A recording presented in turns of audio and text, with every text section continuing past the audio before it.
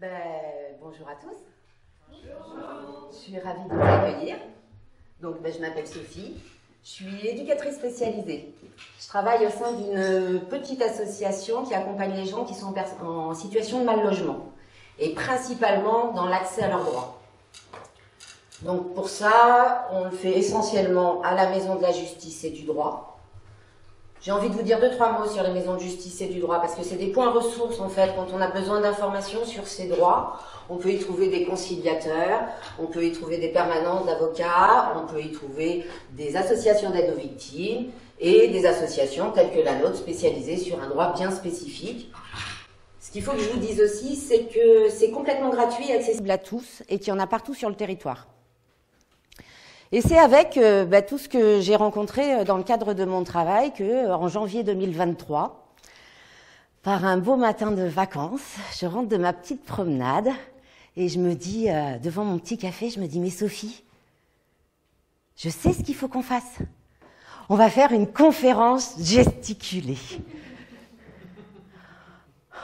Bon, pour que ce soit clair entre vous et moi, une conférence gesticulée, on va parler beaucoup de moi, ça va être bien, de vous, quoi, de nous, en gros.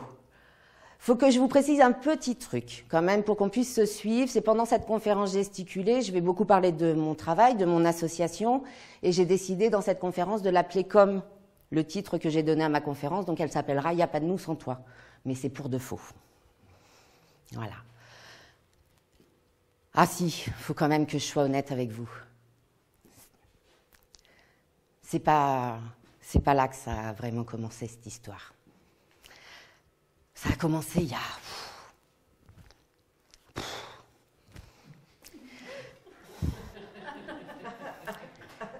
J'ai 8 ans. J'ai 8 ans, et quand j'ai 8 ans, il m'arrive un truc assez extraordinaire. Dans le genre pas très banal, quoi. Ma maman, qui est à cette époque-là ouvrière agricole la semaine et traiteur à domicile le week-end, décide d'ouvrir un restaurant dans notre salon. C'est comme ça que tous les jours viendront manger plein de gens. D'autres, certainement, mangeront plus souvent chez moi que moi. Et puis quand je dépasserai la hauteur de la table, je deviendrai serveuse sur mon temps libre. Mais l'aventure ne s'arrête pas là. Hein. Parce que quand j'ai presque 14 ans, ma maman, elle décide de se lancer dans une nouvelle aventure. Elle va avoir une auberge, hôtel, restaurant, bar. Et là, je vais avoir ma chambre d'hôtel. Deux petites particularités que j'ai envie de vous dire par rapport au fait d'habiter dans une chambre d'hôtel. La première, c'est que avant d'ouvrir la porte de ta chambre, tu t'habilles, t'accroches ton petit sourire et t'y vas. Parce que là, ils sont tous là. Tu rencontres tout le monde, n'importe qui. Non, tout le monde, c'est plus gentil quand même. La deuxième particularité, c'est que toute ma vie, elle se passe au bar. C'est au bar que je petit déjeune le matin avec les clients avant de partir au lycée. C'est si je veux manger avec ma mère, je mange au bar avant les services. Si je veux discuter avec ma mère, je discute au bar devant tout le monde. Si je veux m'engueuler avec ma mère, je le fais aussi au bar. Mais c'est pas très très gênant parce qu'au bar, moi j'ai découvert un truc. Quand on est arrivé dans cette auberge, on n'était pas très loin des élections municipales. Et du coup, ça discutait beaucoup politique. Puis le maire sortant venait faire ses campagnes de pub dans les commerces du village. Donc du coup, ça discutait. Ça s'engueulait. C'était vivant, quoi. Ça débattait, c'était chouette. Et puis après, j'ai commencé ce qu'on appelle dans mon jargon professionnel mon parcours logement. Et dans mon parcours logement, j'ai très très envie de vous parler d'un logement, d'une maison, d'un truc qui est super important pour moi. J'ai une petite vingtaine, 21, un truc comme ça. Peut-être que j'ai 22, mais je ne veux pas me le dire, c'est possible. J'ai très très envie de déménager. Et je trouve une petite maison à la campagne, super calme, toute petite maison, pas chère, 1800 francs. Ça tombe bien, on est très très fauchés. Elle est en pierre apparente, toit en ardoise, et quand tu rentres dans la pièce de vie, il y a la cuisine, séparée par un bar, et un cantou. Un cantou, c'est une grande cheminée qu'on a dans certaines régions, où avant on mettait des bars, bon ben faut arrêter, des bancs. Des bancs, c'était des espaces de discussion, c'était des espaces d'échange, c'était des espaces de vie en fait. J'ai beaucoup aimé vivre dans cette maison. J'ai vraiment habité cette maison. Je me suis sentie chez moi, quoi, en sécurité. J'ai même pris plaisir à recevoir les copains, et même que j'ai eu de la famille qui est venue en vacances. Pourtant, on pourrait dire que cette maison, elle était plutôt rustique. Titre d'exemple, l'hiver, on grattait le givre à l'intérieur des fenêtres pour savoir quel temps il faisait dehors. Mais moi, je m'en fous. Comme diraient les Québécois, je suis tombée en amour. Je me suis posé des questions plus tard sur qu'est-ce qui avait fait que cette maison, je m'y sentais bien, alors qu'avant, on avait un appartement. Certains auraient dit plus confortable. Ouais, ok, il y avait le chauffage et une isolation, quoi. Moi, je me sentais pas super bien là chez elle, quoi. On avait un logement, il nous en fallait un, donc on avait pris cet appart. Mais cette maison, non, cette maison, c'était chez moi, quoi. J'y étais. Je crois que j'ai compris un truc bien des années plus tard, c'est que cette maison, je l'ai choisie. Parce que entre vous et moi, si on devait demander la version de cette petite maison à mon amoureux de l'époque, je suis pas sûre qu'il vous raconte exactement la même chose. Hein. Mais bon, on lui a pas trop demandé son avis. Et puis c'est comme ça que, ouais, depuis toute petite, j'ai compris en fait. J'avais déjà compris que le logement, habiter quelque part, c'est le point de départ. C'est pour ça que c'est un droit fondamental, au même titre que la liberté d'opinion, la liberté d'expression, l'accès aux soins, l'accès à l'éducation. Parce que c'est ce qui conditionne ta sécurité, ta vie sociale, ta vie familiale, ton intimité. C'est ce qui fait que quand tu ouvres cette porte, tu peux aller rencontrer la vie, quoi. J'insiste quand même parce que des fois ça m'énerve un peu, donc je vais quand même le dire. Il est possible que je vous le redise parce que ça m'énerve un peu beaucoup quand même. C'est pas parce que je radote, hein, je suis pas encore là, mais peut-être plus tard, mais c'est un point de départ. C'est pas comme certains peuvent le dire, et moi ça me heurte un peu. Ce n'est pas l'aboutissement d'un processus d'insertion. Non, c'est pas possible. Les personnes qui, en France, vivent en situation de mal-logement, ça représente 4 millions de personnes. 4 millions de personnes en France, dans un pays riche, 5, 6, 7e puissance machin sur l'échelle de trucs, là, qui vivent en situation de mal-logement. Alors le mal-logement, c'est la Fondation Abbé Pierre qui nous donne ces statistiques-là. Donc c'est une évaluation en plus à minima, mais on peut se baser que là-dessus parce que l'INSEE n'a pas fait de statistiques depuis 2012. Situation de mal-logement. Les gens qui sont menacés d'expulsion sans solution de relogement, les gens qui vivent à la rue, les gens qui vivent dans des lieux qui n'ont pas vocation à être des habitations, les greniers, les caves, les garages, les squats, les bidonvilles, des gens qui vivent à 8 dans 50 mètres carrés, donc concrètement plus petit que cet espace-là, et il faut y mettre la cuisine, la salle de bain, la totale, et puis ils sont tassés un peu, et puis tes fringues accessoirement, et quoi, bon. Et puis des gens qui vivent dans des logements tellement pourris qu'ils ont fini par en faire une culture de champignons, comme s'ils avaient choisi d'en faire un métier. 4 millions en France. Alors oui, vous pourriez me dire, mais Sophie, quand même, Le droit au logement, ça existe. Eh ouais, ça existe. Mais pour moi, il est... Bon, j'ai un peu de bienveillance avec lui, donc il a le mérite d'exister. Il est largement insuffisant et littéralement, volontairement saboté. Et c'est ce dont on va parler ce soir. Pourtant, je me rappelle en 2007, c'est un mercredi matin, je suis au bar, je bois mon café.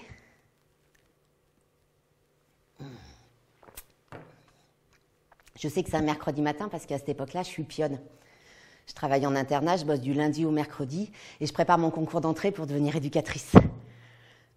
Donc, bon, je le prépare au bar. Pas que pour ce que vous pensez, hein. Je le prépare au bar parce que je lis la presse le matin. Le mercredi matin, je débauche, je lis la presse. Et là, tout d'un coup, je dis, waouh! Oh Thierry, c'est le tavernier. Oh Thierry, regarde! Ça y est! Ils l'ont fait! Le droit au logement opposable, la loi est passée. Ça y est. Tu vois, je t'avais dit cet hiver. Mais si, tu sais, quand je t'avais parlé des enfants de Don Quichotte, je sais pas, vous vous rappelez, vous, cette association qui avait décidé de montrer, de rendre visible l'invisible, en fait, avec, en installant des campements sur les quais Saint-Martin avec des tentes, et hop, t'as une maison. Il y avait une grosse pression depuis même 2002, hein, du Haut Comité pour le logement, et puis d'autres associations. Il y avait une grosse pression. 2007 aussi, on est en campagne présidentielle, c'est assez important quand même. Ben ça y est Thierry, c'est passé. Ouais, l'État est garant du droit au logement. Ben voilà. Waouh. Oh ouais, remets-moi un café. Ah punaise. T'imagines? Ça y est, la France va gagner en dignité, quoi. Et pourtant, 12 ans plus tard, je travaille là, pour cette association qui accompagne les personnes en situation de mal-logement. Aujourd'hui, j'ai rendez-vous avec Linda et Daniel. Je les ai rencontrés il y a quelques mois, 2-3 à peu près. C'est un jeune couple, Linda était enceinte et ils dormaient dans leur voiture. Aux dernières nouvelles, ils avaient été hébergés par le 115. Le 115, c'est le numéro d'appel d'urgence pour toute personne en situation de détresse sur le territoire qui a besoin d'être mis à l'abri. Bon, ils ont pris rendez-vous, ils viennent. Recevons Daniel et Linda.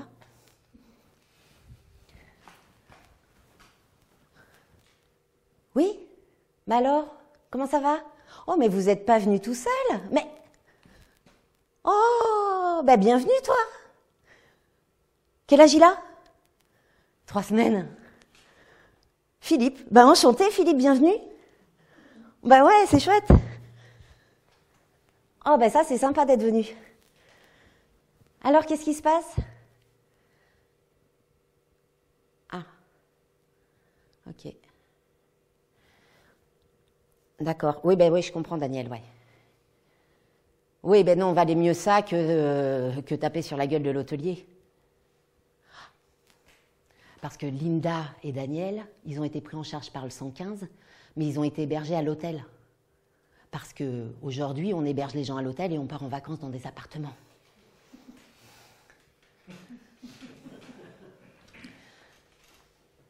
Ouais, oui, non, mais je comprends, mais moi aussi, je crois que ça m'aurait énervé que quelqu'un tous les jours me dise qu'il faudrait que mon fils se taise à 3 semaines. Ouais, je crois que, ouais. Non, mais je peux te comprendre, hein, franchement. Hein. Oui. Mais du coup, vous aviez appelé le 115 pour dire qu'il y avait une... dans le potage?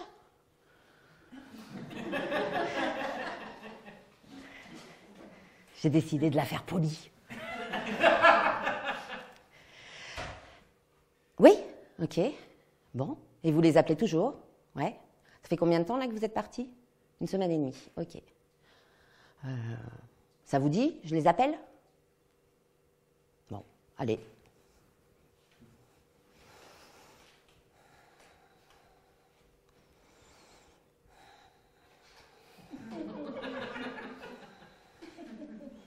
Là, j'espère que quelqu'un va nous répondre.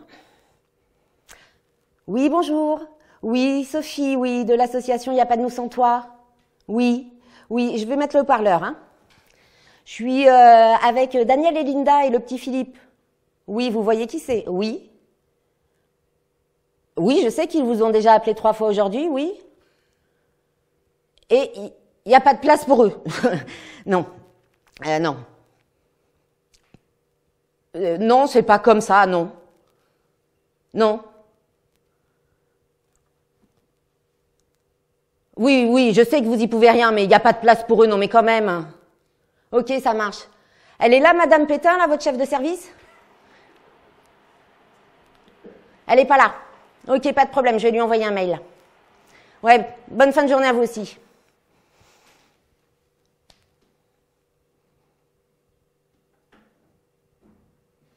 Peut-être, si vous êtes d'accord, je pourrais appeler les services de la protection de la population à la préfecture.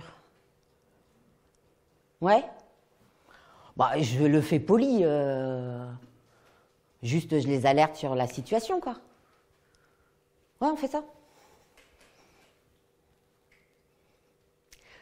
Oui, Madame Digenou, c'est Sophie de l'association Il n'y a pas de nous sans toi. Oui, très bien, merci, et vous? Oui. Ben, je vous appelle parce qu'on a un problème, là. Ben, je suis dans mon bureau et j'ai Linda, Daniel et le petit Philippe qui sont avec moi et qui sont à la rue, quoi. Ils dorment dans leur voiture. Oui, vous voyez très bien de qui je veux parler, c'est parfait. Ça va nous faire gagner du temps, génial. Oui. Ils ont... Non, non, Madame Digenou, non. Ils n'ont pas décidé de quitter l'hôtel. Non, ils sont partis, ils n'avaient pas le choix. Ils ont alerté le 115 quand même, Madame Digenou. Ils sont partis... Non. Pardon? Ah, vous avez déjà augmenté le nombre de places d'hébergement? Mais en fait, on s'en fout là tout de suite. Bah, concrètement, là, on a quand même un nourrisson de 3 semaines qui dort dehors, quoi. Ah ouais. Non. Non, bah, comment ça? On peut pas accueillir tout le monde? Bah, non, mais ça va pas bien. Oui, on se rappelle tout à l'heure, ouais, c'est ça. Bon, ben, on se tient au courant. Alors, on va se tenir au courant. Linda, elle va me rappeler dans l'après-midi. Le 115 va lui avoir proposé une place d'hébergement pour elle et le petit Philippe. Mais pas Daniel. Ils vont la refuser. Bah, elle va même s'excuser, en fait, de m'avoir fait faire autant de choses alors qu'ils vont refuser. Bah, ils ont choisi d'être une famille et de rester une famille. Bah,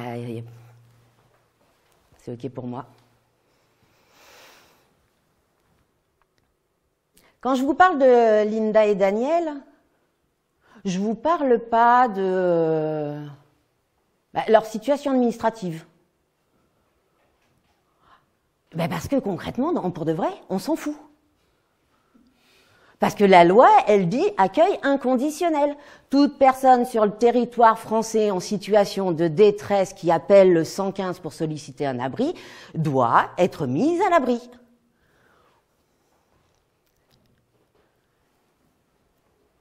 Les deux, ils me disent il n'y a pas de place. Moi, je l'ai toujours un peu mauvaise, ce truc. Alors déjà, c'est d'une vulgarité de s'entendre répondre tous les jours il n'y a pas de place. Mais il n'y a pas de place, il n'y a pas de place. On en parle du droit de réquisition. Parce que quand même, les préfets, les maires, ils ont un droit de réquisition. Le droit de réquisition, c'est facile. Des bâtiments ou des logements complètement inoccupés depuis plus de 18 mois peuvent être réquisitionnés par les préfets et les maires pour mettre à l'abri des gens. À la base, le principe de ce droit, c'était un principe de dignité humaine, en fait. On avait dit, puisque vous en faites rien et qu'il y a des gens qui sont sur le trottoir, on va s'en servir, quoi.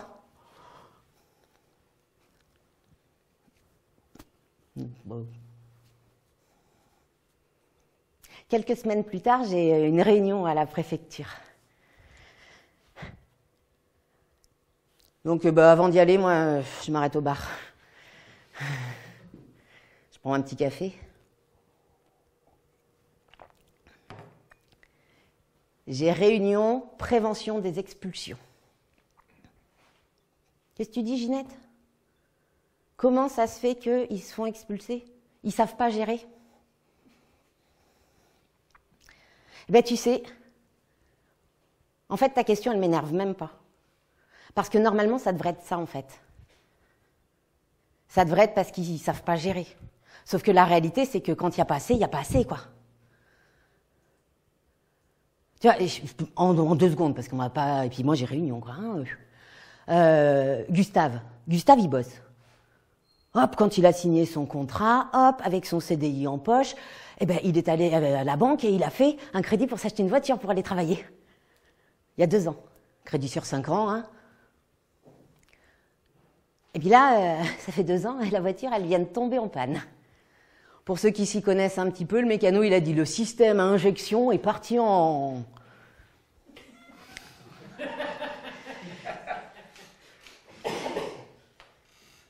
Gustave, il a fallu qu'il fasse un choix, ma pauvre Ginette. Il n'a pas d'économie, mais si, Gustave, il fait des économies. Tous les mois, il essaye de mettre 50 balles. Bah ouais, parce que... je vais m'étaler sinon, mais je te raconterai là, Gustave, pourquoi il met 50 balles par... tu sais, parce que lui aussi, il a un rêve de proprio, et normalement, s'il garde ses 50 balles tout le temps, bah, dans 10 ans, il aura de quoi payer les frais de notaire. Mais bon, c'est pas ça le problème. Bah Gustave, du coup, fait réparer la voiture, garde son travail. Fait pas réparer la voiture, il peut payer le loyer et continuer de manger. Ouais, mais plus de travail. Gustave, bon, ok, il va faire réparer la voiture. Oh. Bah si, il a demandé à ses parents, bien sûr Ginette quand même. Ouais, sa mère, elle est aussi fauchée que lui, elle va lui prêter 100 balles. Il en manque encore 2400. Bah, Gustave, il va faire le choix. Bah, il va faire réparer la voiture, il va continuer d'aller bosser. Et puis, manger quand tu travailles, c'est bien parce que ça permet quand même un peu de, tu vois, de continuer de monter sur les toits. Parce que Gustave, il découvre. Donc, quand t'as la dalle, c'est pas facile. Bah, c'est le loyer qui va trinquer. Puis, au bout de 2 mois d'impayé de loyer, bah, procédure d'expulsion. Non, Ginette, il n'existe pas des aides pour Gustave. Les plafonds de FSL, le fonds Solidarité Logement, bon, Gustave, il est beaucoup trop riche avec son petit SMIC, hein. Non. Il se démerde comme il peut. Bon, ça suffit maintenant, Ginette. Moi, il faut que j'aille bosser, quoi. J'ai réunion.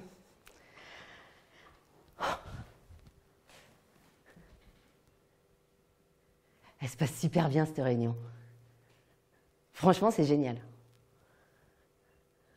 Ils ont un véritable intérêt, ils questionnent. Je suis... waouh. Pardon, Madame Mou? Est-ce que l'expulsion, ils y pensent? Ok. Alors, je ne sais pas comment je peux vous expliquer ça. Peut-être je vais vous raconter. Peut-être ce sera le plus simple en fait. Je vais vous raconter Anna que j'ai rencontrée il n'y a pas très très longtemps. Anna, quand elle débarque dans mon bureau, elle a cette feuille des services de la préfecture qui disent qu'elle va être expulsée incessamment sous peu avec le concours de la force publique. Elle pense qu'il n'y a plus rien à faire. Et puis Anna, elle me raconte. Donc Anna, elle me raconte, oui, Madame Dujnou, elle me raconte que suite à la séparation, elle s'est retrouvée toute seule avec ses enfants. Du coup, il a fallu faire toutes les démarches pour avoir accès aux minima sociaux parce que elle s'occupait des 4 enfants, donc il y avait que monsieur qui travaillait. Oui, puis alors quand même, j'aimerais vous dire, Madame Dujnou, puisqu'on en parle, parce que Anna, elle a un logement social. Elle a demandé une mutation à son bailleur parce que son logement était beaucoup trop cher pour elle.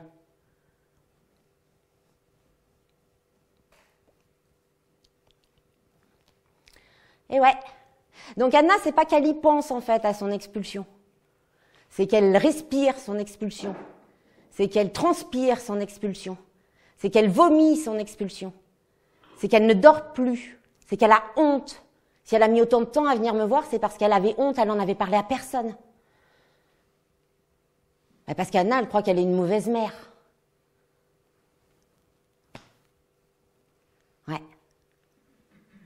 Donc que vous dire? C'est pas ils y pensent, c'est omniprésent. Ouais, devinez quoi? La fin de cette réunion, je vais boire un coup.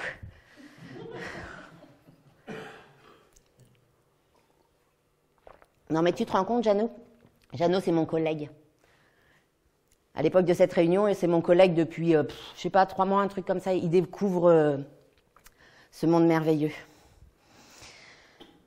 Non mais Jeannot, est-ce que ça t'a fait la même chose que moi? Parce que moi, j'ai eu l'impression qu'ils ont cru que j'exagérais. Mais en fait, vous, peut-être aussi, vous croyez que j'exagère. Mais ouais, t'as carrément raison. On pourrait se préparer la prochaine fois. Non, c'est vrai, on n'est jamais assez préparé à ce genre de truc. Mais oui. On pourrait leur parler de la précarité. La précarité, comme le disait Joseph Wrezinski, fondateur d'ATD. Je ne sais pas dans quel sens je vais mettre les lettres. ATD, Carmonde. Lui, il disait la précarité, ça inclut une notion de risque et une notion d'insécurité. Et que cette notion d'insécurité, en fait, elle est tellement prégnante que elle te bouffe. Ouais, je sais pas, vous, quand vous êtes en stress, comment votre cerveau il fonctionne, mais moi, il fonctionne pas très bien. Hein. Ben là, en fait, elle est surtout cette notion d'insécurité quand on est en précarité. Elle t'empêche de profiter de ta vie familiale, d'assouvir plein d'obligations, et puis, du coup, de solliciter tes droits, et notamment tes droits fondamentaux. Donc ouais, t'as raison, mon Jeannot. On pourrait faire ça. Mais du coup, alors j'aurais très très envie de leur parler d'un autre truc. Parce que ça aussi, ça m'énerve un peu. On pourrait leur parler d'exclusion. Parce que moi, j'ai bien aimé, il y a quelques années, alors j'ai une petite tendance des fois à dire il n'y a pas très très longtemps, mais ça c'est le syndrome des gens qui vieillissent, qui ne se rendent pas compte parce qu'il y a 20 ans en fait. Jean Maisondieu, c'est un psychiatre. Dans une interview, il disait « Pendant très longtemps, j'ai cru que l'exclusion, c'était un symptôme de maladie mentale. Et j'ai mis longtemps à réaliser que non, c'était juste la conséquence d'une injustice sociale. » Ouais, on pourrait leur parler de ça. Et du coup, on pourrait enchaîner. On pourrait enchaîner par un bouquin que je vous conseille, parce que moi, je l'ai kiffé. Hein. Et ça s'appelle « Les naufragés avec les clochards de Paris ». C'est Patrick Declercq qui écrit ça, c'est un ethnologue. Et dans ce bouquin merveilleux, très bien, voilà, bon, je l'ai kiffé, hein, je vais pas vous faire une conf sur le bouquin, mais bon. Il parle de désocialisation. Et la désocialisation, de ce que moi j'en ai retenu, c'est le moment où en fait, t'habites plus. Mais c'est pas t'habites plus quelque part, c'est t'habites plus là. T'habites plus à l'intérieur de toi. Tu te places hors jeu du système, en fait. Tu te places hors jeu de tout, y compris de toi. Là encore, plus possible d'avoir accès à ces droits fondamentaux, t'es même plus à l'intérieur. Ouais, on pourrait leur parler de ça. Parce que y a un truc qui semble pas comprendre. Non, ceux qui sont en train de me dire que c'est parce qu'ils se foutent de ma gueule, non, quand même, je suis pas parano. Ils comprennent pas. Ils ne comprennent pas que si ces gens qui sont menacés d'expulsion, sans solution de relogement, ils sont littéralement terrorisés. Terrorisés pour la simple et bonne raison que, en France, il y a des gens qui vivent et qui meurent à la rue. Cette année 2023, il y a plus de 15 000 familles qui ont été expulsées avec le concours de la force publique. C'est-à-dire, tu as la police ou la gendarmerie, suivant où tu habites. Ouais, il faut que je parle moins vite, mais ça m'énerve. Mais qui débarque chez toi avec un serrurier, un huissier qu'aujourd'hui on appelle commissaire de justice, et qui te sortent de chez toi en 5 minutes. Voilà. 15 000 personnes ont été expulsées sans solution de relogement. À minima. Ça aussi, c'est que des remontées de terrain. Hein. Moi, j'ai demandé, parce que moi, je travaille dans un tout petit département, hein, peu plus de 350 000 habitants, et une petite ville. Alors non, je dis pas petite ville parce que les gens qui savent d'où je viens, ils vont dire ah c'est pas petit. 120 000 habitants à peu près. Moi j'ai demandé les chiffres. On m'a dit bah non Sophie, il n'y a pas de chiffres. Ah bon? Les derniers chiffres que j'ai c'était 2019. Dans ma petite ville 2019, on avait déjà expulsé 89 familles avec le concours de la force publique. Et puis en France, à la rue, on y vit, on y meurt. Selon le collectif des morts de la rue, sur l'année 2022, chaque jour, 2 personnes meurent sous les coups des choix politiques. Plus de 710 personnes sont mortes sur les trottoirs de France.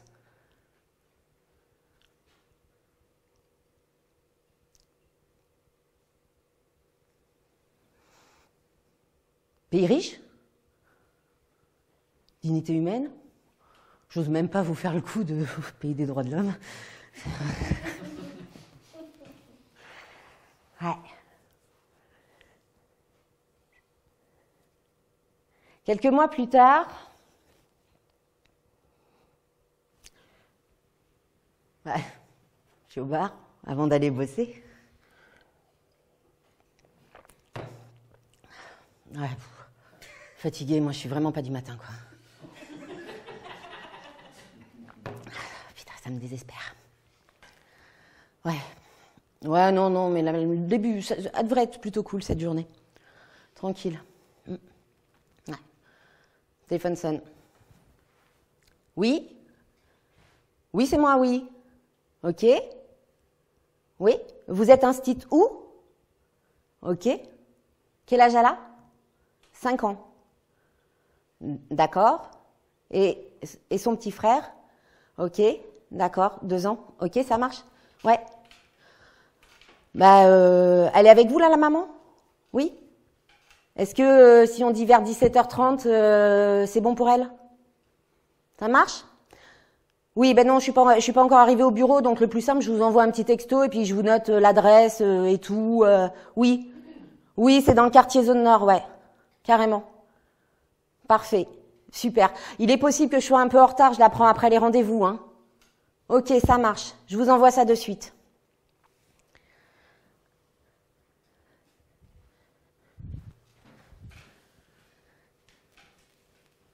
Ce soir, je reçois Sabrina. Le petit Christian qui a 2 ans et la petite Françoise qui a 5 ans. Leur institutrice. On dit plus ça d'ailleurs, on dit professeur des écoles. M'a appelé ce matin parce qu'elle vient de découvrir qu'il dorment dehors. Avec Sabrina, on va prendre le temps, malgré l'urgence de sa situation. Parce que dans notre travail, c'est important de prendre le temps. Pour nous, en tous les cas, dans notre conception, c'est important. Parce que notre boulot, il est super intrusif. Les gens, ils débarquent et il va falloir qu'on se speed le cul. Non, j'avais dit poli, putain.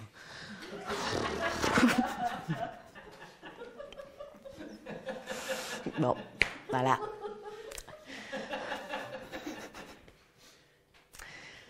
On va faire les choses de façon accélérée. Mais c'est super intrusif parce que voilà, ça tombe bien comme elle vient en fin de journée, on a du temps, j'ai pas d'autres rendez-vous derrière, donc on va prendre un peu plus le temps que d'habitude. Puis Sabrina, elle va nous raconter. Nous, quand je dis nous, c'est parce que mon collègue Jeannot, il est là aussi.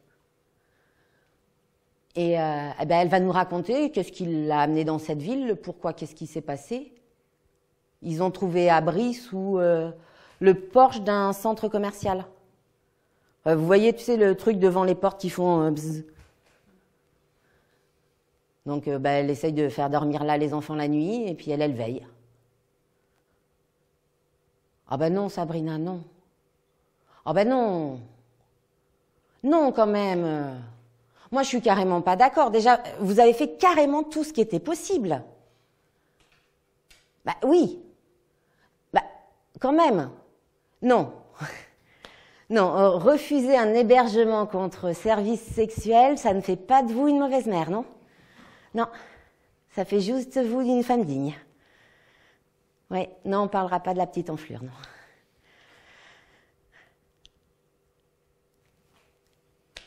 J'ai une idée. J'ai une idée de ce qu'on peut faire. Parce qu'en fait, comme vous êtes une mère isolée avec un enfant de moins de 3 ans, c'est une responsabilité du conseil départemental. Mais moi, pour que je puisse faire quelque chose, il faut d'abord que vous fassiez les démarches. Comme moi, j'interviens quand le système ne fonctionne pas. Ouais, ça vous branche? Ok. Et bien alors, demain matin, mission, quand vous avez posé Françoise à l'école, allez au conseil départemental. On se voit demain entre midi et 2? Ouais, très bien. Oh. Des fois, il faut quand même aller boire un coup au bar, même si on n'a rien à dire.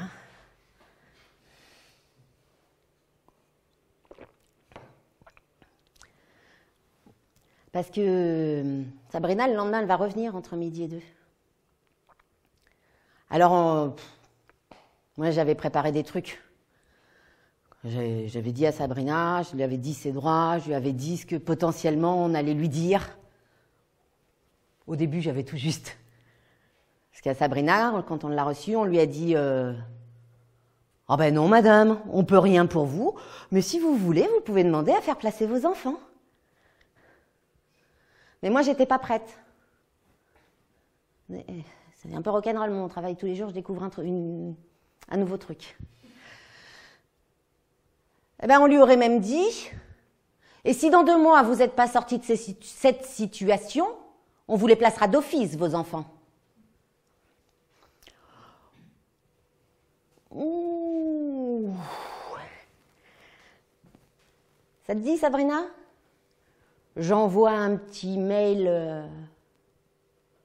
Ben ouais, parce que là, il n'y a personne. J'envoie un petit mail à la chef de service protection de l'enfance.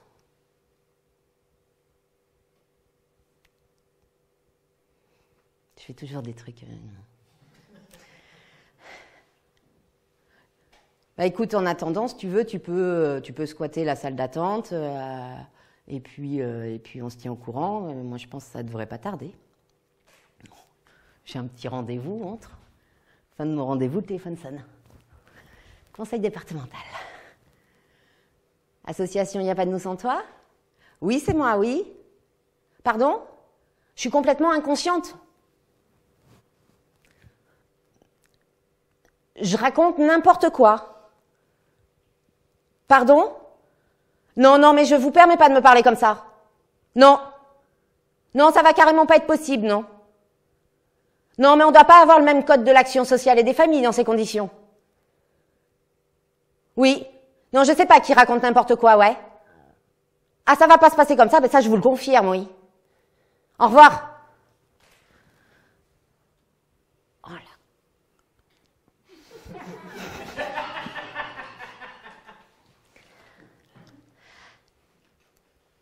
Avec Sabrina, on va faire un truc... Bon, on se doutait un peu qu'on en arriverait là. Hein. On va faire un truc qui s'appelle un référé liberté. C'est une procédure en urgence. J'essaie de vous la faire simple, hein, parce que je ne ferai pas un cours de droit, ça c'est plus tard et c'est plus cher.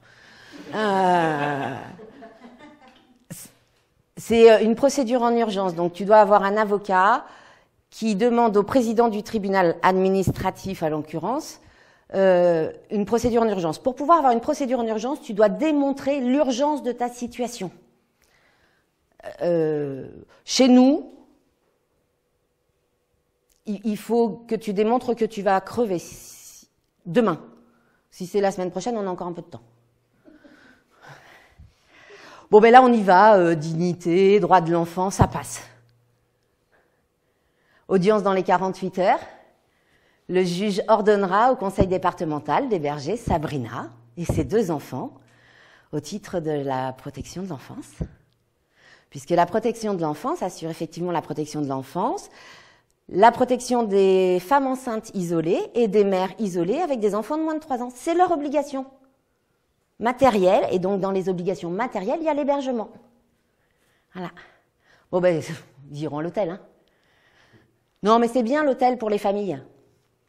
C'est sympa.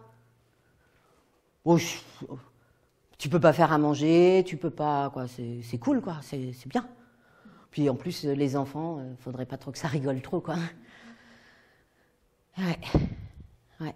Bon, Jeannot, si on allait boire un coup. Oh, punaise, quelle journée. Ouais, je sais, j'avais cru que ce serait cool. Bah ouais, tu te rends compte? Tu te rends compte que sur nos trottoirs, aujourd'hui, à l'heure à laquelle je te parle, il y a 20 enfants qui dorment sur nos trottoirs de notre petite ville? Comment ça, on peut rien y faire? Bah, ça va pas bien, toi? Des pauvres, il y en a toujours eu, il y en aura toujours. Non mais c'est quoi ce fatalisme? C'est du n'importe quoi, on est face à des choix politiques, bordel! Oh putain.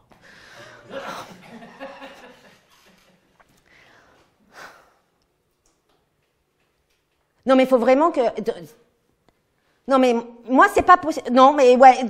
Pas... Tu te rends compte? Sur notre trottoir, dans notre petite ville, en France, 2023, août 2023, à minima, 2000 enfants dorment sur les trottoirs de France. Octobre 2023, à minima, 3000 enfants dorment sur les trottoirs de France. Ah, on peut se targuer de la protection de l'enfance, de lutte contre la maltraitance. Vas-y, quand c'est l'institution qui maltraite, bam! Faut vraiment que je t'explique les conséquences sur un enfant? T'es pas obligé de me croire, hein? L'UNICEF, ils ont fait un rapport avec le SAMU social il y a 1 ou 2 ans. Ça s'appelle Grandir sans chez soi.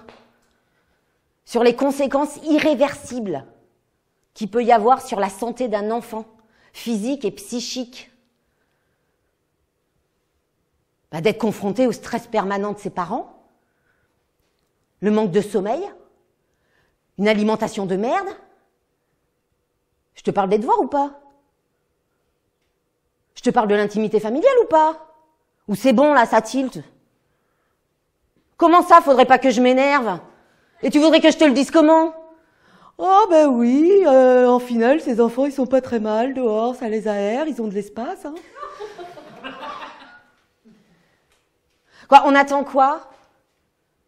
On attend quoi quand même? On attend qu'il y en ait un qui crève sur le trottoir? C'est ça? C'est ça la France? Moi, je suis pas d'accord. Hein.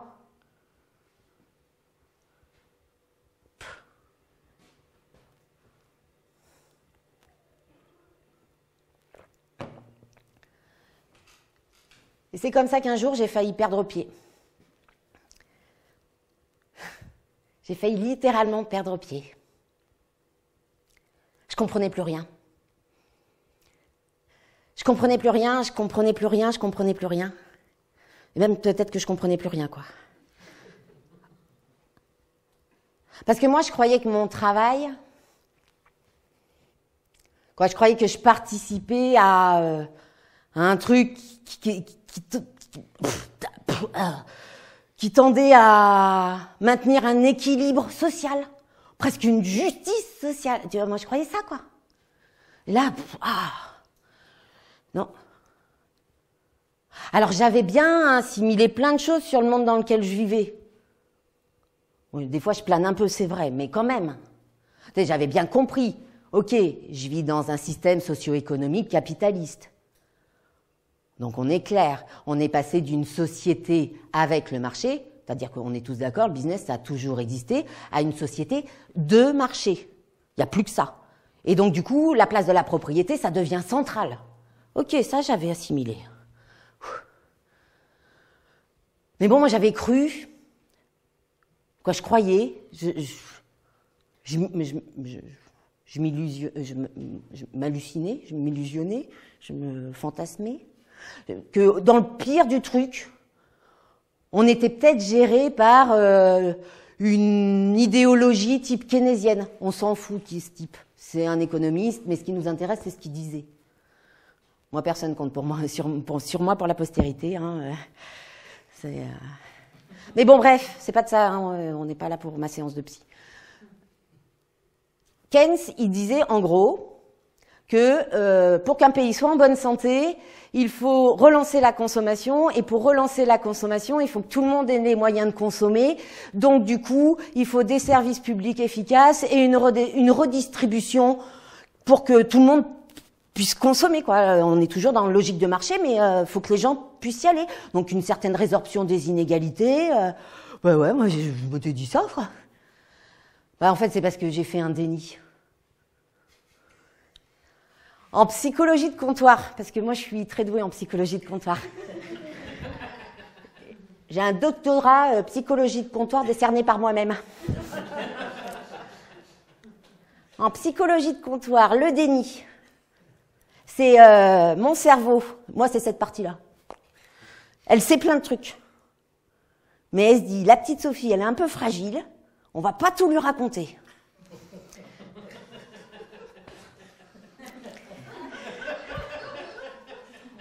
Et puis là, tout d'un coup, il a fait si on lui raconte pas, elle va devenir folle. Ouais. Ben voilà, il a tout remis là. Ouais, moi la conscience, elle est là, de ce côté-là. Parce que moi, je me posais des questions, quoi. Y a-t-il encore un pilote dans l'avion? Bah tiens, range-moi ce tabouret, toi. Parce que... Ben ouais. T'es perdu, tu te dis, bon, ben c'est que tout le monde est perdu. Non. Tout, il a ramené là. Non, Sophie, il y a un pilote dans l'avion. Le pilote s'appelle néo-cannibale, en version économique néolibérale. Alors, néolibéral, je vous raconte 2-3 trucs que j'ai compris là-dessus. Néolibéral, pour moi, il est incarné en Europe par celle qu'on appelait la Dame de Fer, Margaret Thatcher, dans les années 80. Une phrase simple qu'elle prononce dans un discours en 87, qui dit « Il n'existe pas de société, il n'existe que des individus ». Et cette femme, elle est fan, littéralement fan, d'un type qui s'appelle Hayek. Psychologie de comptoir. Ce qui va sortir de cette bouche ne concerne que cette bouche. Hayek.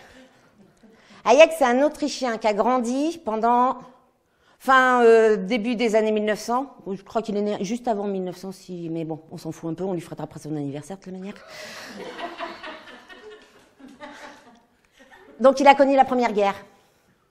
Et c'est là où, Sophie, psychologie de comptoir, doctorat, ce type, il a connu la Première Guerre, et puis quand il est parti à la fin de la Première Guerre, il a décrété que s'il y avait eu cette guerre, c'était la faute des États qui s'occupent de trop des choses.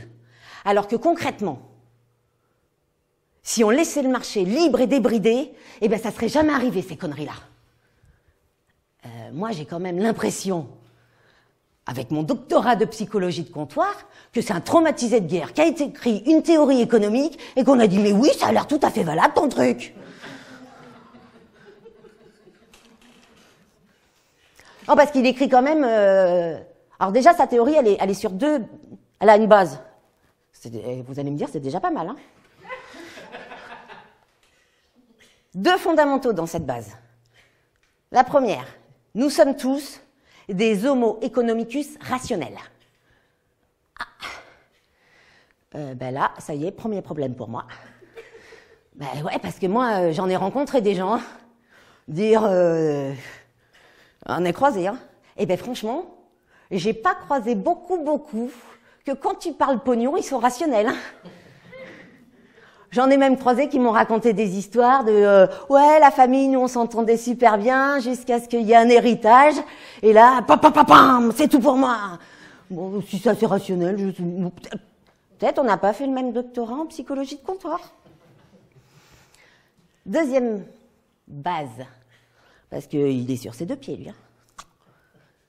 Deuxième pied, il dit, vous êtes prêts? Allez. Le but ultime dans la vie de chaque être humain, c'est la recherche permanente et incessante de la maximisation du profit. Ah bah oui, non, mais me regarde pas comme ça. Hein. Excuse-moi, t'es un peu décalé de l'humanité quand tu penses que toi, élever tes enfants et dans un monde qui va bien, non, non, non, non. Non, bah, ton intérêt pour l'environnement, mais non. Oh les gars, Daddy, deuxième P, maximisation du profit. Pour ça, c'est facile. On débride le marché. L'État, il s'assure de plein de choses, parce que l'État, il n'est pas absent. Hein. Il est même super présent. Donc on s'assure de réduire les dépenses publiques, à mort les services publics. On s'assure de limiter la redistribution. La charité s'en occupera. Oh bordel, moi j'ai encore un problème avec ça. Ben quoi, je sais pas quoi. La charité, c'est quoi? C'est des gens qui détiennent tout et qui disent tiens, toi, si t'es gentil, je vais te donner un peu de sous. Toi, ah ben je vais te laisser crever parce que t'es pas gentil. T'as dit que je disais que des conneries. Ben non, c'est pas des droits de la charité. Mais l'État, il doit être fort. Il doit être fort sur encadrer la contestation sociale qui va en naître. C'était anticipé qu'on n'allait pas être d'accord. Et puis l'État, il doit être fort pour garantir la liberté intégrale du marché.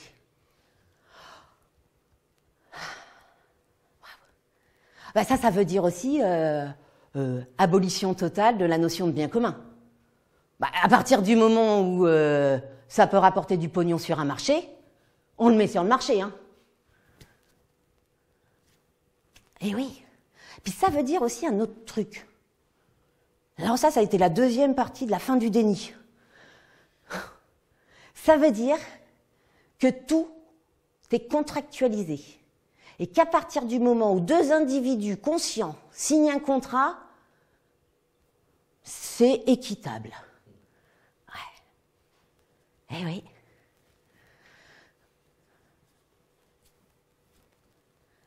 Eh ouais. Alors cette idéologie, elle pousse des choses vachement loin, dans plein de domaines, je suis d'accord. Cet été, il s'est passé plein de trucs.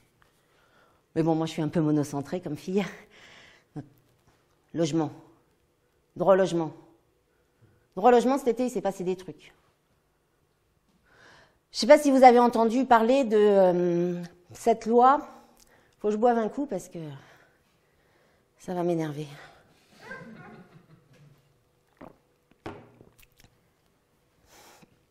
A été promu cet été, au mois de juillet. Promu pour de vrai, hein, n'y a pas eu de promulgation par le président. Pas de besoin de décret d'application, rien, on y va direct. La loi visant à protéger les logements contre les occupations illicites. Ça y est, on y est. On protège les logements, plus les gens. Contre les occupations illicites. Alors bon, moi, je suis un peu naïve. Je m'étais dit, contre les occupations illicites, genre, tiens, si les préfets et les maires, ils faisaient leur taf, droit de réquisition, hop, les logements, ils seraient occupés de façon licite, plus de problème. Alors en plus, avec cette loi, ils font des trucs assez extraordinaires, hein, parce qu'ils ont étendu la notion de domicile à tous les bâtiments agricoles, industriels et commerciaux. On criminalise, pas mal, les occupants sans droit ni titre. Alors les occupants sans droit ni titre, dans la tête de tout le monde, c'est la loi anti-squat. Mais les occupants sans droit ni titre, c'est aussi les gens qui ont eu un jugement d'expulsion. Quand on a un jugement d'expulsion, le bail, il est résilié. Donc on devient occupant de son logement, sans droit ni titre, jusqu'à ce qu'on trouve une autre solution, en fait. Donc elle criminalise les gens qui cherchent refuge quelque part. Elle criminalise les gens qui potentiellement pourraient les aider à trouver refuge quelque part. Mais bon, moi j'ai écouté, un jour au bar, j'étais là tranquille, la télé en bruit de fond là. Je me rappelle plus très bien, mais c'est un des deux. Il y a des moments où il faut faire de la délation. Il y en a un, il s'appelle Casbarian, l'autre il s'appelle Berger. Quoi, l'autre, elle, s'appelle Berger. Bon, en poli, parce qu'on dit Monsieur Casbarian et Madame Berger. Donc, ok, Je pense que j'ai compris ce qu'il dit, je vous le refais. En gros, il s'appuie sur « Il est grand temps de rééquilibrer la place du droit de propriété qui est mise à mal par le droit au logement. Parce que le droit de propriété, c'est constitutionnel et c'est inaliénable et sacré. »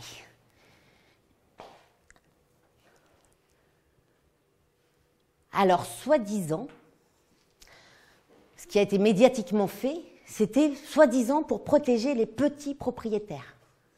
Je m'arrête là, 2 petites secondes, parce que moi j'avais encore une solution. Il existe déjà un fonds d'indemnisation des propriétaires quand il y a une situation d'expulsion et que par exemple le préfet, pour des questions d'ordre public ou de dignité humaine, soyons fous, décide de ne pas mettre les gens à la rue. Donc là, il y a un fonds d'indemnisation pour les propriétaires. Et bien moi, ma solution, c'était on l'élargit ce fonds. Tu vois, genre on dit, en fait, les petits propriétaires qui se retrouvent dans la panade parce que leur locataire peut pas payer, moi je suis complètement d'accord, on fait pas couler 2 familles, donc du coup on l'étend, ils font comme eux, ils montent un dossier qui présente, qui justifie qu'ils sont dans la panade, et puis du coup on le présente à une commission, comme on fait pour le droit au logement, qui doit les reconnaître prioritaires et urgents, comme pour les gens qui présentent un dossier de droit au logement, et qui dit on a bien examiné votre dossier, vous êtes prioritaire et urgent à être indemnisé. Moi j'avais eu ça comme solution. Et puis alors du coup, je suis tombée sur un truc. Ça m'a pas aidé, hein. Ça m'a pas aidé, je vous le fais. C'est qu'une petite partie.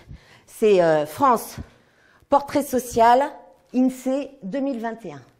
Cette toute petite partie, si elle vous intéresse, elle parle de la propriété.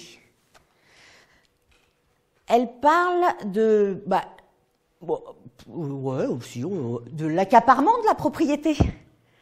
Parce que la moitié des logements mis en location sont détenus par 3,5% des ménages. Je vous la fais dans l'autre sens. 3,5% des ménages détiennent la moitié des logements mis en location. Ah ben oui, je comprends bien qu'il fallait protéger les petits propriétaires. C'est clair. Et ouais. Mais alors du coup, ils n'ont pas fait que ça, parce qu'on a vécu un été riche. Il existe un décret de décence pour les logements, c'est-à-dire c'est un décret qui dit quelles sont les caractéristiques que doit avoir un logement pour être considéré comme une habitation. Jusqu'à présent, on dit 9 mètres carrés, 2,20 mètres sous plafond. Cet hiver, ils ont voulu modifier le décret, ils ont dit ouais, on va le mettre à 1,80. Tout le monde il a fait non, c'est pas possible, tatati. Ils ont dit ah d'accord, c'est pas possible. Et cet été, ils sont arrivés avec une modification du décret. Bon, là j'ai besoin de vous, parce que moi je suis pas très très douée en français, donc j'ai besoin de gens super doués en français. Dans ce décret, accrochez-vous, hein, c'est technique. Il est écrit qu'un logement décent doit faire 9 mètres carrés, 2,20 mètres sous plafond ou 20 mètres cubes.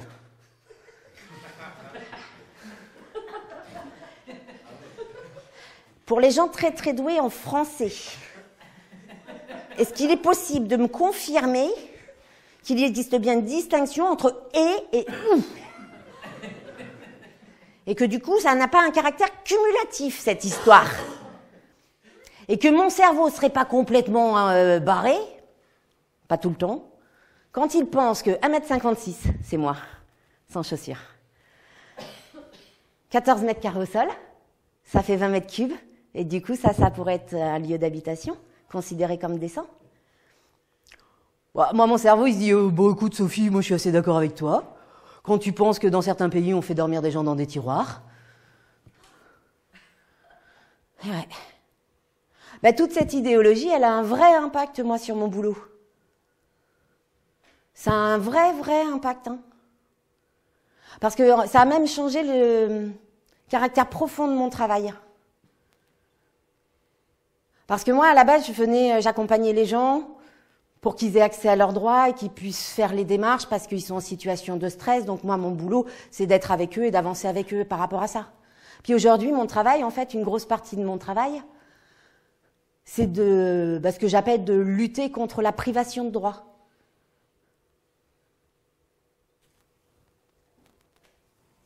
Une grosse partie de mon travail, c'est aussi de constater une évolution sur ces 2 dernières années terrifiante. Enfin, moi, ça me terrifie. Après, peut-être vous. Nous, on est une toute petite asso. On est avec Jeannot, 2 salariés à temps partiel, et puis on a un tout petit CA. On accompagne environ 250 familles sur l'année, et environ 100 nouvelles familles tous les ans, sauf depuis 2 ans. Il y a 2 ans, on a pris une augmentation de 15%. L'année dernière, on a pris une augmentation de 20% de gens qui viennent nous voir.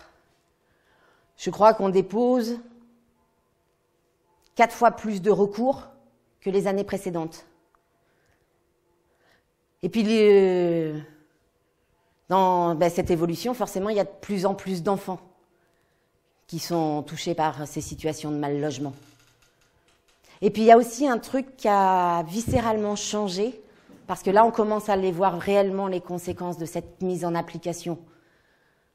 C'est que souvent, moi, les gens qu'on recevait, c'était des gens qui se retrouvaient en situation de détresse suite à des accidents de vie, comme on pourrait les appeler. Un accident, une maladie, une séparation, un veuvage, un truc qui à un moment te coupe un peu les pattes et ça dégringole quoi. Puis aujourd'hui, non. Il y a toujours ces gens-là, et puis ce qu'il y a en plus, c'est les gens qui juste, ils peuvent pas. Ils peuvent pas, il y a plus assez en fait. Jusqu'à présent, c'était des putains de gestionnaires, ils arrivaient à s'en sortir avec les 3 centimes qui restaient à la fin du mois. Mais maintenant, non, ça passe plus. Ça se dégringole. Alors moi, ça m'énerve. Ça m'énerve parce que moi, j'ai un rêve. I have a dream. Moi, je rêve d'avoir un emploi fictif.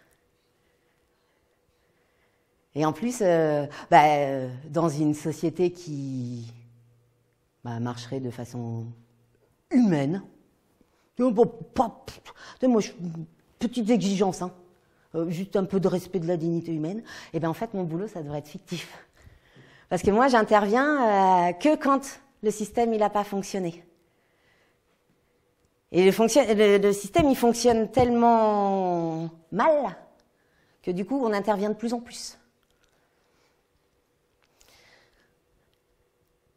On intervient de plus en plus parce que le droit au logement, ce droit fondamental, ce point de départ de tout, il a beau exister, il est quand même insuffisant à la base. Comme toutes les questions de logement à travers l'histoire, ça a toujours été fait dans l'urgence. Alors en plus, il faudrait peut-être que je vous dise un truc, c'est-à-dire que mis à part le droit au logement opposable, qui est une obligation de résultat, tous les autres droits sont des obligations de moyens. En 2 secondes, je vous la fais. L'obligation de moyens, c'est quand je tousse, le médecin doit trouver du mieux qu'il peut pourquoi je tousse et faire en sorte que j'arrête. L'obligation de résultat, c'est quand je vais voir mon mécano, il faut qu'il me change mes pneus, je repars avec des pneus. Voilà. Et puis ce droit, avec une obligation de résultat, il a été fait un peu dans l'urgence, là, fallait le passer avant la nouvelle élection. Donc il a des failles. Il a des failles de timing. Quand tu es à la rue, la partie hébergement de ce droit, elle nécessite 3 mois pour éventuellement, et dans beaucoup de régions miraculeusement, pouvoir être hébergé. Quand elle concerne les situations de logement, donc tout ce qui concerne le mal logement, ça prend jusqu'à 6 mois, nous, dans notre petit département. On ne parle pas des mégalopoles, là. Et puis il a des failles parce que ce droit, ces commissions de médiation qui doivent étudier ce dossier, elles prennent des décisions déjà, des fois, en politiquement correct, on dit non conforme au droit. Donc après, les gens, ils ont deux solutions. Soit fermer leur gueule et rester dans la merde, soit aller en justice, sur le fond. On en a à peu près pour, si tout va bien, 1 an et demi, si tout va pas bien, 3 ans. Mais le pire, moi, dans ce qui m'énerve de ça, c'est pas ces défaillances, parce que moi, quand j'ai fait cette conf, je pensais que j'allais vous dire qu'il fallait l'améliorer.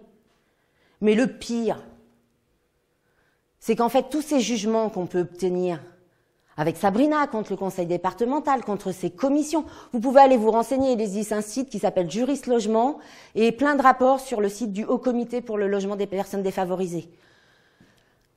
C'est que toutes ces décisions de justice, elles sont individuelles. Mais moi, ça me gonfle. Parce qu'ils peuvent faire la même erreur de droit autant de fois qu'ils le veulent. On a même assisté sur le territoire à des choses assez hallucinantes. Un juge qui dit à une commission « tu revois ta position », la commission de médiation, elle reprend la même décision. Tiens, voilà le juge, va te faire mettre... Pardon. Moi, je comprends pas. Moi, je suis un peu naïve comme fille. Mais bon, moi, Sophie, petite crise de fringale, je vais voler une tranche de jambon chez le boucher du haut de la rue. Je me fais choper. Je vais voir le juge. Le juge, il dit, c'est pas bien, Sophie, Ok. Une autre petite crise de fringale, je me dis, ah, mais moi, j'ai appris plein de trucs dans mon boulot. Je retourne pas en haut de la rue, je vais voir le boucher en bas de la rue. Je me refais choper. Je repasse devant le juge. L'autre, il m'accuse de récidive. Non, mais il est pas héros quand même. Pourquoi ma récidive et eux non? Moi, je comprends pas. Parce que moi, je voudrais bien, tu vois, qu'à ces commissions de médiation, le juge, ils disent, hop, t'as fait une connerie. Tu refais la même connerie. Eh ben, c'est simple. Déjà, on va commencer par une obligation de formation. Oui, parce que les gens qui siègent à cette commission, ils sont pas obligés d'être formés. Alors, je dis pas qu'ils font exprès de faire des erreurs de droit. Moi, je suis mignonne. Je dis que des fois, il y a des mauvaises pratiques qui se perdurent comme ça, et puis que quand tu arrives, tu intègres cette commission, on te dit ça se passe comme ça, tu fais comme ça. Donc bon, on pourrait faire ça. Puis, dans les freins et les insuffisances de ce droit fondamental, du coup, il y a le renoncement. Le renoncement d'abord des gens, en fait, parce que c'est un combat. C'est un combat de plus à mener, en fait, pour avoir accès à ces droits. Et puis un renoncement politique,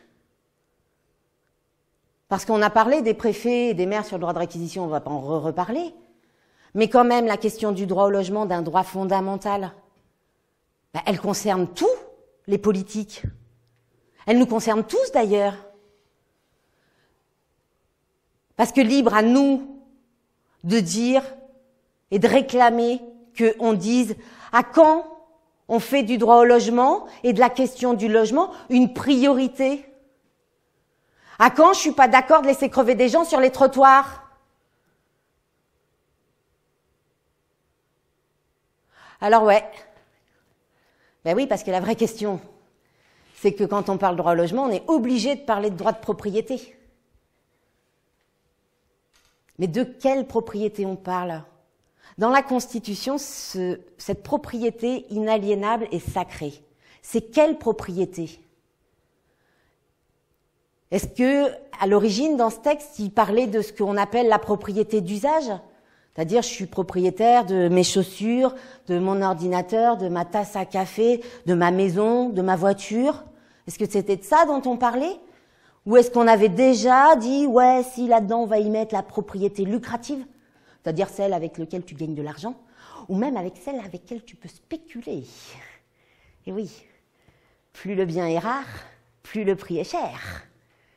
À quand les logements mis en location aux enchères? Oui, je sais, on m'avait dit, dis pas ça, ça pourrait leur donner des idées.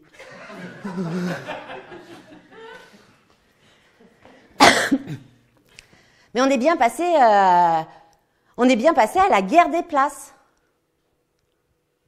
Je suis sûre que tout le monde a dans son entourage quelqu'un qui, à un moment, récemment, parce que ça s'aggrave aussi, oh, bon, je ne veux pas tous vous les faire, mais parce que volontairement, politiquement, on ne construit pas le nombre de logements sociaux qui devraient être construits. Des gens qui se retrouvent à se dire oh ben tiens, on m'a proposé un taf en Bretagne, ça a l'air super sympa, j'irai bien, mais bon, j'hésite quand même sacrément parce que je vais habiter où?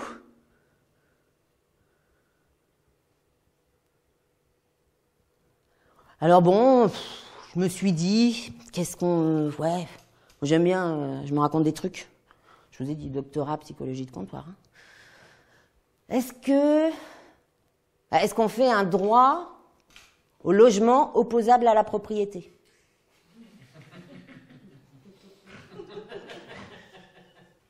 Puis là, je me suis dit non, Sophie, c'est pas suffisant. Parce que la problématique du droit de propriété, elle ne concerne pas que le droit au logement.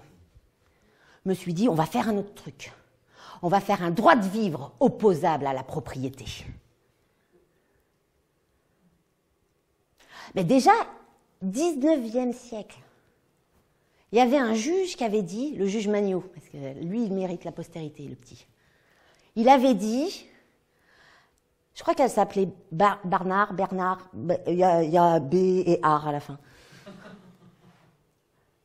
Cette maman, elle avait volé du pain, parce que ça faisait 48 heures qu'elle crevait la dalle pour elle et ses enfants. Quand elle est passée en jugement, le juge, il a décrété qu'on ne pouvait pas qualifier ça de vol. Il a appelé ça l'état de nécessité. C'est-à-dire qu'à un moment, quand tu fais quelque chose qui pourrait être répréhensible, mais parce que ça va te sauver la vie, eh ben ça dépasse tout.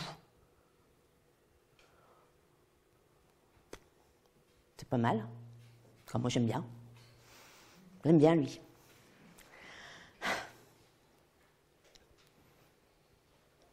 Oh, pour finir, je vais d'abord faire un message à toutes les personnes que j'accompagne et que j'ai accompagnées et que j'accompagnerai. Pour faire cette conférence, il a fallu que je fasse des choix. Et j'ai décidé de faire des choix de situation, de famille, avec des enfants. Parce que dans l'inacceptable, l'intolérable, là, il y a un truc qui, moi, me fait vomir, en fait.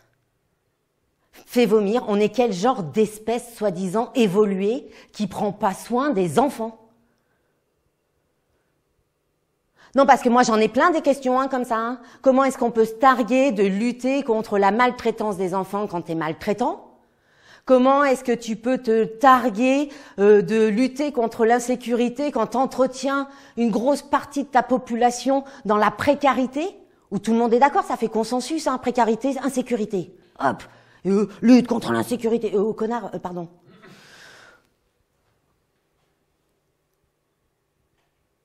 J'ai un deuxième message. J'ai un deuxième message à toutes les personnes qui sont victimes de mal logement. Je sais que c'est très très compliqué de le vivre et encore plus compliqué d'en parler. Mais sur l'ensemble du territoire, vous trouverez des militants, des collectifs, des associations, des professionnels, travailleurs sociaux, juristes, avocats, qui s'engageront dans le combat avec vous. Si vous ne pouvez pas très bien savoir où, vous pouvez contacter cette association qui s'appelle le DAL. Vous pouvez contacter la Fondation Abbé Pierre. Sur les territoires, il existe des maisons des droits de l'homme. Il existe tout un tas d'autres associations qui peuvent vous rencarder de vers où pouvoir aller. Les maisons de justice et du droit aussi déjà. Toutes. Si je les cite, je vais en oublier. Ça craint. Mais c'est carrément... je comprends à quel point c'est compliqué. Mais il ne faut pas rester tout seul parce que le combat, il est dur, il est violent. Et c'est pas mérité. Parce que moi, j'ai un autre problème, en fait. Putain, je croyais que j'allais arrêter là. J'ai un autre problème. Moi, j'ai un problème quand j'entends ces phrases qui mettent logement et mérite dans la même phrase. D'où un logement, ça se mérite? Ça va pas bien, toi? Tu mérites de respirer? Non? Bon, alors... Besoin vital, se loger, point de départ, hop. T'arrêtes, elle est complètement, hein, cette phrase.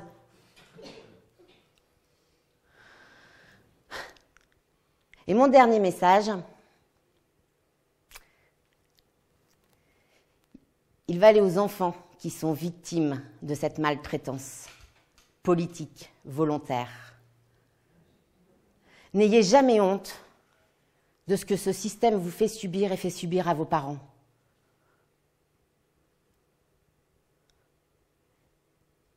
C'est le système qui a décidé de vous maintenir dans ces situations-là, volontairement, pas par défaut de moyens.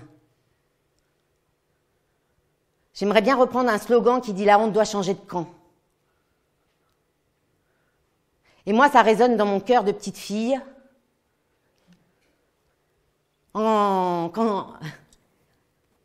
Interdit de faire des calculs, hein. J'ai pas de problème avec mon âge, mais quand même. Quand j'ai 8 ans, en 84. L'abbé Pierre dit dans son discours « Ceux qui ont pris tout le plat dans leur assiette, en laissant les assiettes des autres vides, et qui disent avec bonne figure, bonne conscience, nous qui avons tout, on est pour la paix. Je sais ce que je dois leur crier à cela. Les premiers provocateurs de violence, c'est vous. » Merci l'abbé, merci à vous.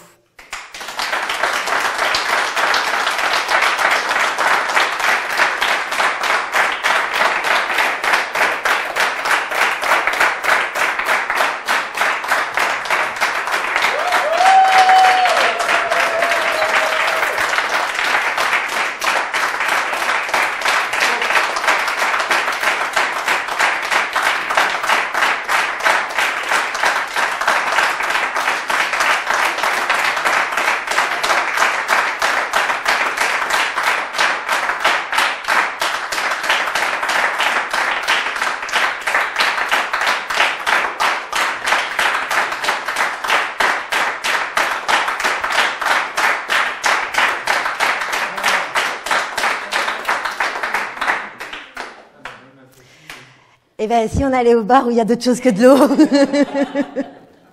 Merci beaucoup. Merci.